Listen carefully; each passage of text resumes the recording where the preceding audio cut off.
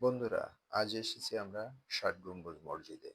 বাংলাদেশের বাগেরহাট জেলার দক্ষিণ পশ্চিমে অবস্থিত একটি প্রাচীন মসজিদ।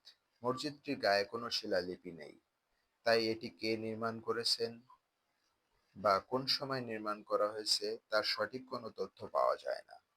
তবে ধারণা করা হয় এটি 1500 খ্রিস্টাব্দে নির্মাণ করা হয়েছে। এই মসজিদটি বহু বছর ধরে এবং বহু অর্থ খরচ করে নির্মাণ করা হয়েছে। পাথরগুলো আনা হয়েছিল রাজমহল থেকে। এটি বাংলাদেশে তৃতীয় বিশ্ব ঐতিহ্যবাহী স্থানের একটি।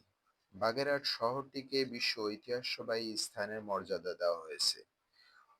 1985 খ্রিস্টাব্দে ইউনেস্কো এই সম্মান প্রদান করেন।